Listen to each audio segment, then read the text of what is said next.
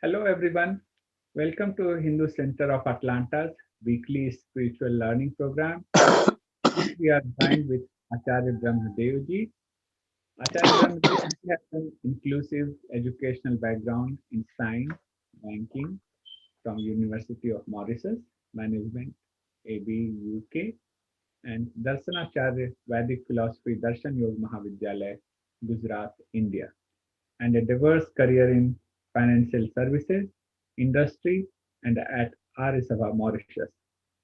He has been a key resource person for Arya Sabha Mauritius on the universal Vedic values, yoga and meditation, and on interfaith and intercultural dialogue at various national and international forums.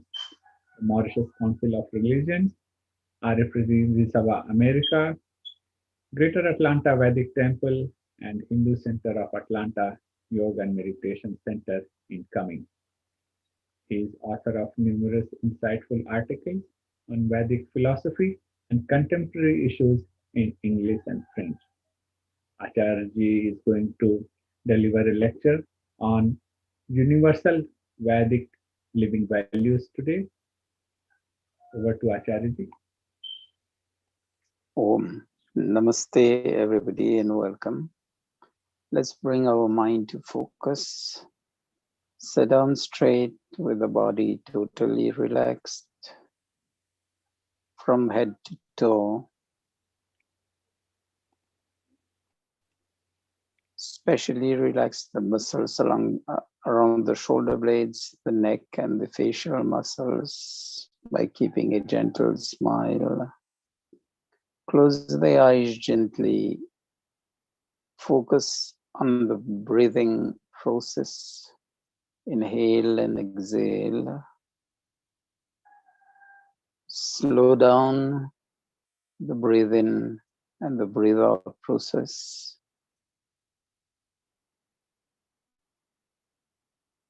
Exhale by pulling the shoulders down, deflating the lungs, and pushing the belly button as far as possible towards the back.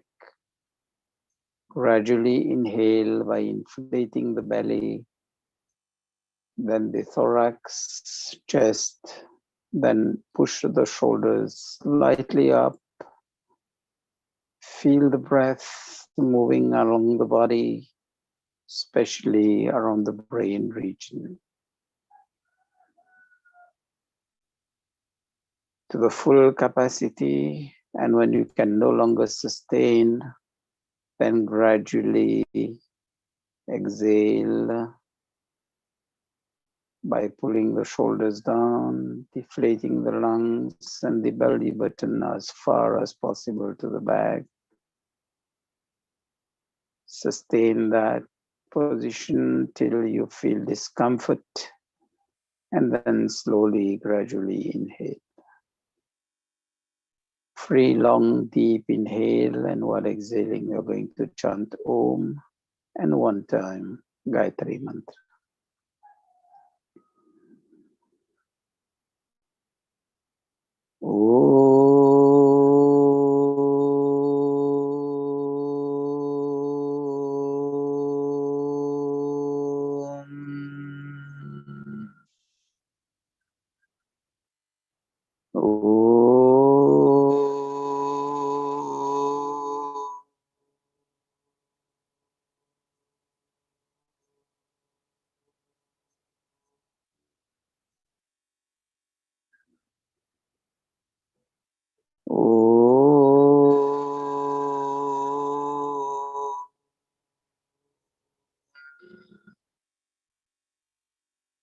Om Bhurabhuvah Swaha Tatsaviturvarenyam Bhargo Devasya Dhimahi Dhiyo Yo Nah Prachodayat. Om Shanti Shanti Shanti. Join the palms together and gently rub them and cover the eyes. Slowly open the eyes below the palms and transfer the energy to the facial muscles. Om. Subject of today is universal Vedic living values. We have looked into the core values of the Vedic Hindu philosophy. One was from Manusmriti, Dhriti Kshama Damosteyam, Shaucham Indriya Nigraha, Dhi Vidya Satyam Akrodho, Dashakam Dharma Rakshanam. So it gives the 10 universal tenets of Dharma in terms of Dhi, Dhriti, patience, Kshama, forgiveness, compassion, Dhamma, self-control, fortitude, Asteyam, non-stealing, Shaucham, which is cleanliness, purity of body, mind, and spirit, Indriya Nigraha, control of the senses, Dhi, intellect, wisdom, Vidya, knowledge, and it refers to true knowledge. That is, it means both spiritual and material sciences at the one and the same time. Satya, truth, truth in thoughts, in words, and in actions. And then akrodho, non-anger. Then we once looked, when we were doing yoga philosophy, we looked also at the yama, niyama. It says, ahimsa, satya, asteya, brahmacharya, aparigraha, saucha, santosh, tapa, swadhyay, ishwar, ridhana. Ahimsa, non-violence. And all these yama, niyamas are to be observed at the level of thoughts, at the level of our words, at the level of our actions, at the level of how we can say also gun, karma, subhava, our character, our aptitudes, our actions, our nature, our temperament, our disposition.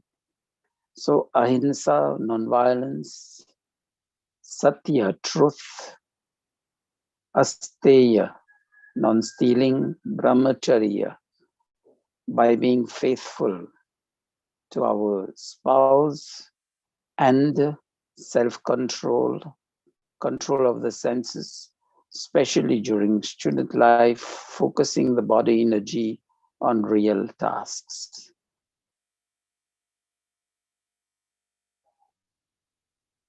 Then ahimsa, satya, asteya, brahmacharya, aparigraha. Aparigraha is the concept of, parigraha means accumulating whatever be the amount of wealth, whatever be the amount of things, and most likely beyond what we need to live a reasonable, decent life. And aparigraha is the reverse. We keep the things that are essential to life. We keep probably wealth, material. We look for material prosperity to live a decent life, but don't go beyond that. Don't spend the life ruining our life, and then we don't have the time to appreciate real living.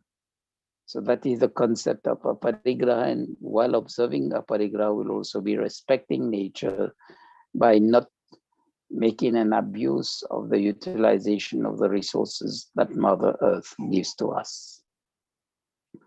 Then Sauch, purity of mind, body, and spirit. Santosh, be content. That is a very strong principle in the Hindu Dharma. Santosh, by being content, and being content will always have the balanced mind. Sauch, santosh, then tapa. Tapa means developing some resilience, like to adverse situations. some degree of heat and some degree of cold. We need to bear that, not the extremes. To some extent, hunger and thirst, so that we can be compassionate. When we see somebody thirsty, we can share our bottle of water. Somebody hungry, we can share our meals. So that's compassion. Then Swadhyay is the study of the scriptures. And study of the scriptures brings us on the path of not religiousness, but on the spiritual path by being ethical in life. And then we'll learn also the underlying spiritual undertones behind the rituals by understanding the scriptures. Then Ishwar Pranidhan is the concept of acknowledging God always within us, around us, and everywhere in this universe. And we surrender whatever we do to Ishwar God. And when we surrender to Ishwar God, it's always we look for the best of things to surrender. Like people bringing the offerings, they always look for the best of things. So if we are surrendering whatever be our thoughts, whatever be our words, whatever be our actions to God, then we'll always do the best. Now there are some universal concepts which are less known, which I would just like to brush about so that we understand the universal concepts or the universal values in the Vedic Hindu philosophy. Often, in the absence of such knowledge on the general concepts, the general values, and when we learn from that, from others, we tend to think, or we tend ourselves to demean the Hindu Dharma because of the absence of knowledge. Like one of them is the concept that looking at all living beings with a concept of a friendly eye. Mitrasya chakshusha samiksha mahi. Mitrasya chakshusha samiksha mahi tells us to look at every living organism in this world as a friend. What will happen is that we'll be compassionate not only to human beings, but to other forms of life. And that is essential. We'll also be respecting life throughout the world.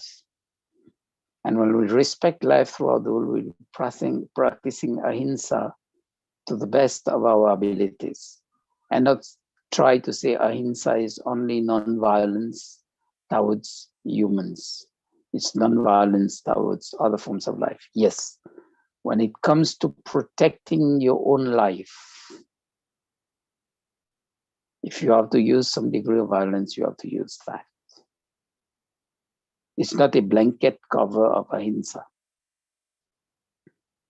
So mitrasya chakshusha samiksha mahe goes to reinforce the concept of we are all friends in soul. As we say in Hindi, Atmiya Bandhu. And when we are friends in soul, there's no gender concept with the souls. So the gender bias that is practiced also is not within the Vedic teachings. Then the other concept is about, we always hear that the world is a global village.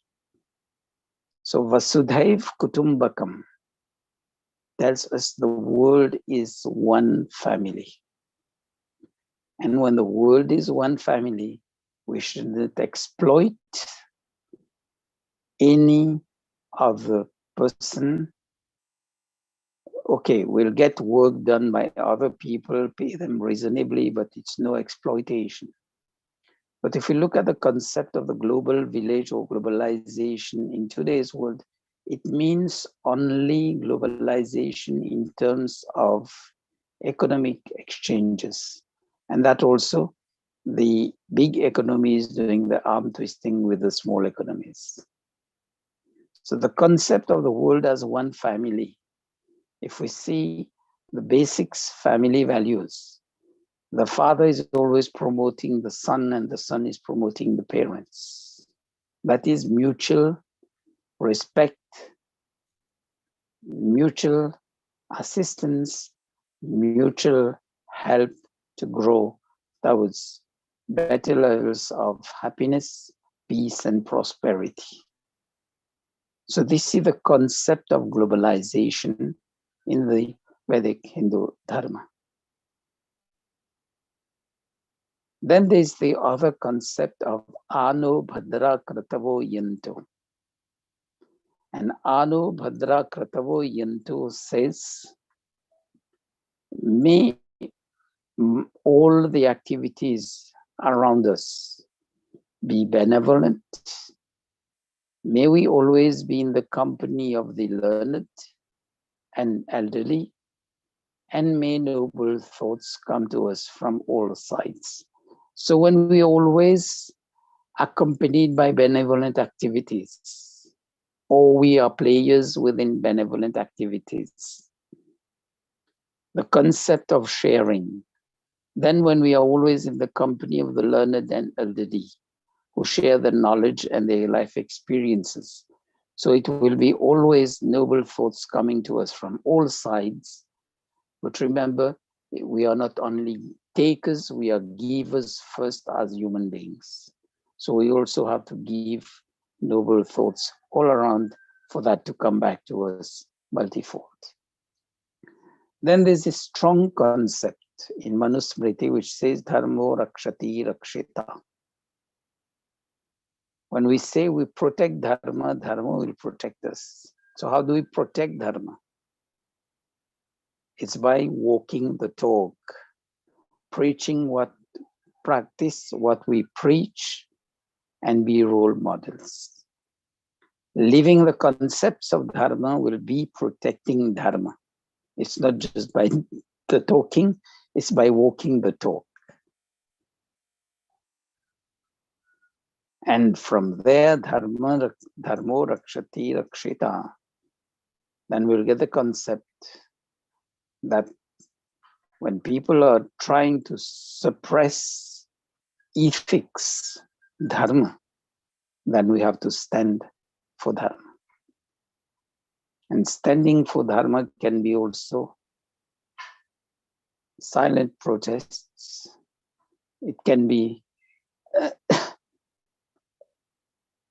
there is the provision that to protect life, to protect property, to protect the heritage, if force has to be used to a certain extent, it has to be used.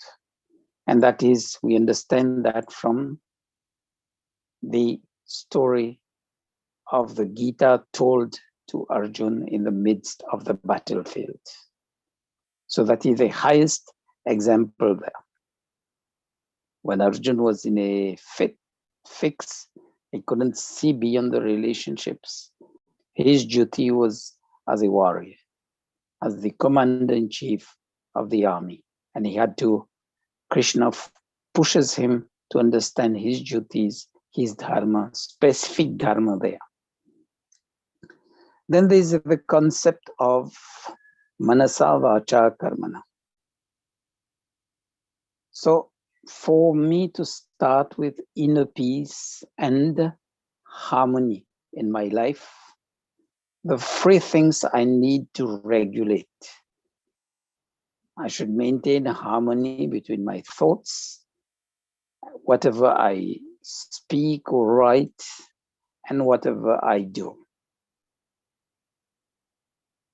The harmony, the unity in thoughts, speech, and actions will thus shine over society, because if each and everybody goes in that line of harmony, then everybody will be thinking about goodness, and everybody thinking about goodness, talking about goodness, and working for the goodness, for the common good, then we'll also be developing harmony, unity in society.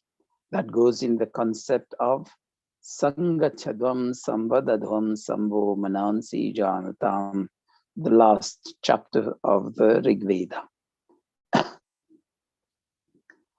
Then there's a very beautiful concept, which unfortunately we just chant without much understanding, or we understand, or we just don't contemplate on the meaning when we do the prayers. It's asato ma sadgamaya tamaso ma jyotirgamaya mrityorma amritam gamaya from the Upanishads. Lead us from untruth to truth, from darkness to light, and from the cycle of birth and death to immortality. So if we look into the concept of asato ma sadgamaya, it's from untruth to truth. So we have to shun illusion, imaginative creations, and go to the real. In fact, when we say sat, it means satya ho hai, jiski satta hai, which has existence. And then when we say asat, yani iski satta hi nahi, it doesn't have any leg to stand. Then when we say darkness into light, it's not only the physical darkness and physical light. We see the word Agni coming in various mantras. And the first word of the Rig Veda is Agni. And Agni is referred to as the energy, all forms of energy. But then the physical light, which enables us to see the whole universe around us.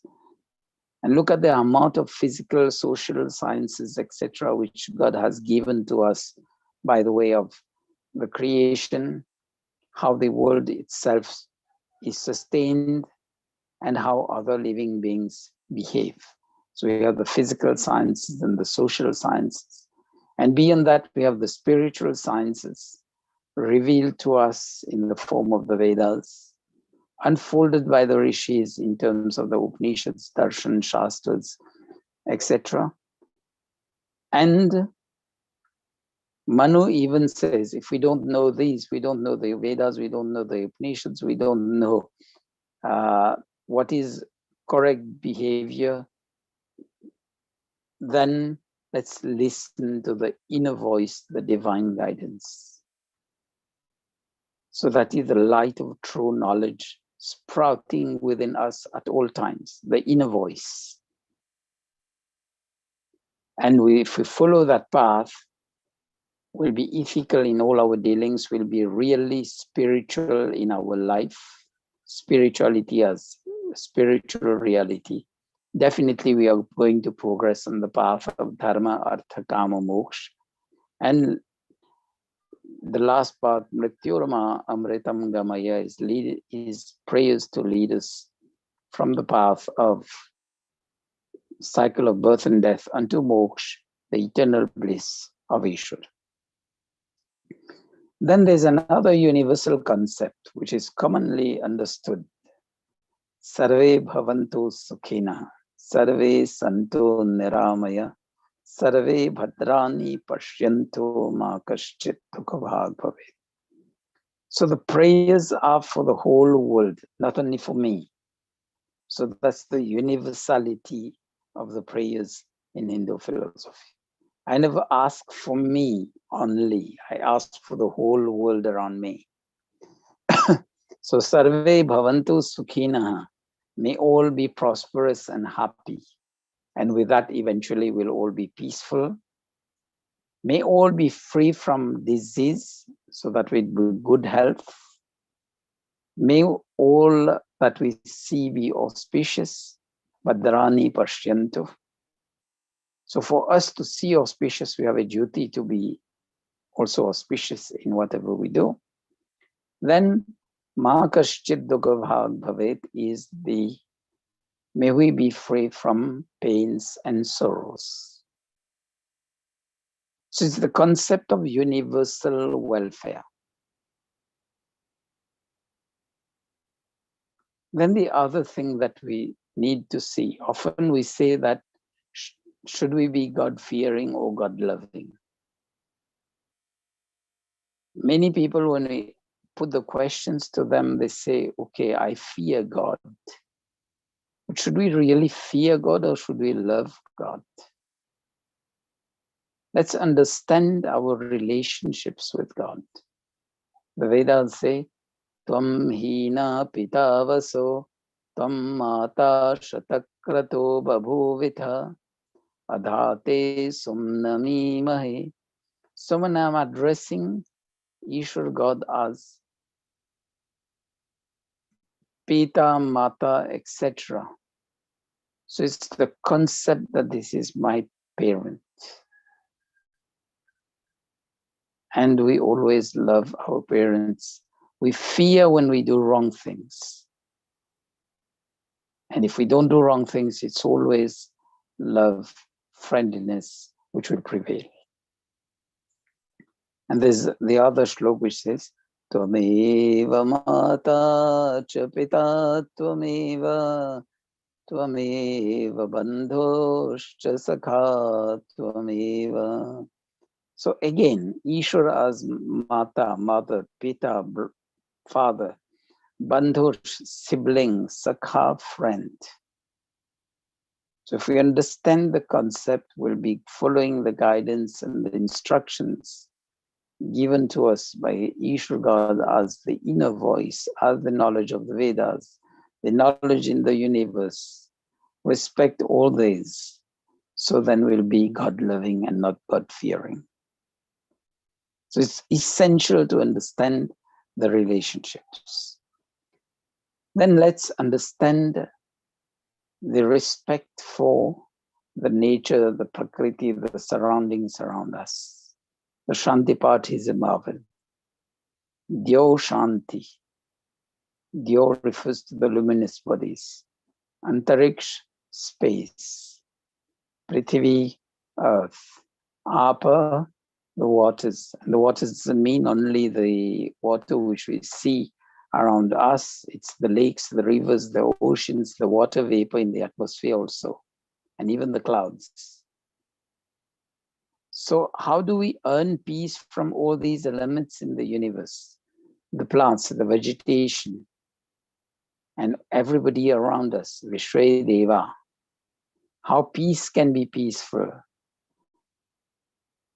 It's only when we spread peace all around us, we behave towards the earth, the air, the waters, etc., in a friendly attitude that is minimize the pollution that we are doing. It's zero level, I think, is impossible, because for whatever we do, our body emits carbon dioxide by breathing out. We also, our body does the excretion process, urine and feces. So that has to be properly disposed of, like sanitation process. But then by respecting the elements of nature, creating the last minimal harm to them, then we'll be able to earn peace from them. Otherwise, we say the slap of Mother Nature, when it hits, that is going to make us reflect on whatever we did wrong to Mother Nature. Then understanding the tree of knowledge, Vedas, Upavedas, Upanishad, Darshan Shastra, then it goes on being simple, more and more simple, like the Manusmriti, Viduraniti, Chanakyaniti. And philosophers have also reduced these concepts into stories. Here in the Panchatantra,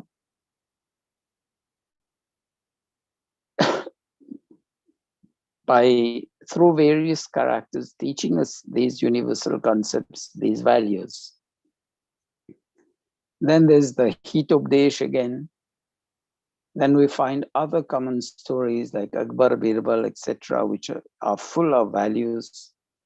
But two of the epics which are very famous is the Ramayana and the Mahabharata, of which the Gita is part of it.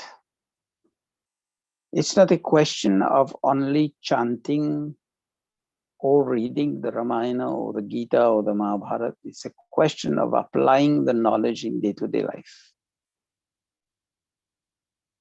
Like analyzing each and every character, learning from them. Like in the Ramayana, we can learn from Dashrath. Dashrath means Dasharatha, someone who had full control on the senses. But then when Ram was sent to exile, he lost that self-control and lost his life. Then look at Ram, the character of Ram, ideal son, ideal brother, ideal husband, ideal ruler, ideal friend, etc. We just celebrated Sita Ashtami. Sita Ashtami is also seen as the silent, forceful personality. Not in terms of showing all the qualities outside, but deep in herself, ideal daughter, ideal wife, ideal friend, and sticking to all these values, even during the time she was kidnapped and kept in the Ashok Vatika by Ravan. And look at the level of patience she had. Otherwise, somebody else would have fallen into the lavish lifestyle of Ravan. So that shows the values. Look at the dedication of Lakshman as a brother. Bharat ruling the Ayodhya in the absence of Ram, not sitting on the throne, putting the sandals, the paduka there, and ruling on his behalf. So can we see rulers of today? Okay, the kursi is for them, the chair is for them, but can they be like Bharat, ruling the country on behalf of the people? That's a big question, which doesn't apply only to day-to-day life at personal level, but at the societal level. Then we have so many of the personalities. We see Vibhishan, who stands up to Ravan to bring him to reason. And when Ravan doesn't understand the reasoning, he's kicked off, but then he goes on the right path. And look at after the battle, Ram doesn't take Lanka as part of his kingdom. He hands it over to Vibhishan and goes back to Ayodhya. The concept of detachment. And we see the concept of detachment in the Gita. And the Mahabharata itself, with so many characters also, very interesting to study. Like Dhritarashtra was blind, but then Gandhari blinding herself. It was not only blind by sight, but it was also blind by logic, the absence of logic, the absence of reasoning. Then the concept of where ego leads us. We learn that from Duryodhana. We learn about Dan from Karna, though he was fighting on the wrong side. We learn to be the ideal ruler from Yudhishthira. We learn to be dutiful in our task. The whole Gita is about it. And that flows into the personality of Arjuna after the Gita is told to him. So each of these point to us the universality of the Vedic values. And these are not values to be kept only in the books, but to be lived in life. That's why I chose the topic of universal Vedic living values. I just hope, I know it's a bit too much of the concepts coming here and there, but then I just wanted to brief so that we are aware of that and we don't fall prey to anybody who comes. And just as we say, the wind blows and we are blown with the wind. And generally we see that we tend to think poor of our own Hindu dharma because in the absence of the knowledge. I just hope you've enjoyed the overview. And if any questions are there, I can take them there. Otherwise, the questions can be sent on Messenger. Facebook, it's Hindu Center of Atlanta, or Gmail, it's Hindu Center of Atlanta at gmail.com. Thank you. And then Gigi for the closing, please. Thank you, Acharji, for your very inspirational and knowledgeable sermon today about the Vedic values, Vedic living values, how should we live our life, what should be the values in our life according to the Vedas. As we all know, this is our spiritual learning program, spiritual weekly learning program from Hindu Center of Atlanta every Sunday at 9 p.m. And you can join us at our kids program for the simplified Sanatan Dharma Simplified. Sanatan Dharma Simplified program on every Friday evening at 9 p.m. and weekly satsang on Saturday at 10:30 a.m. Hope to see you on those programs also. Acharya, we will do a Om Jap. So let's sit down straight to the body relaxed.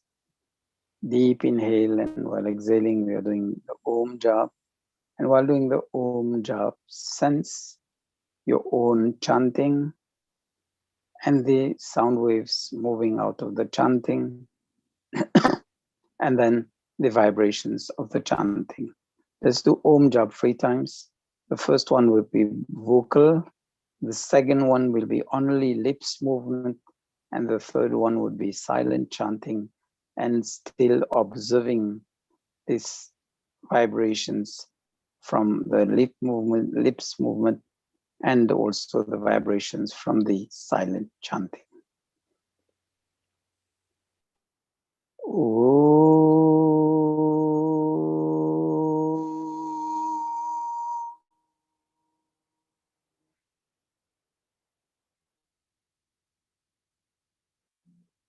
Second one will be lips movement for you. I'll do the chanting to guide you. Just do lips movement.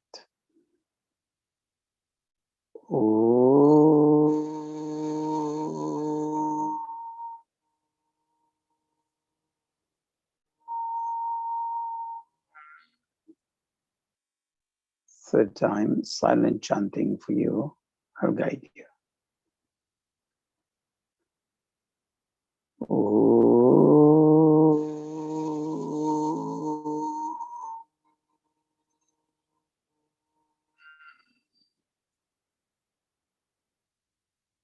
Thank you, everybody. Namaste. Have a nice week ahead. Take care and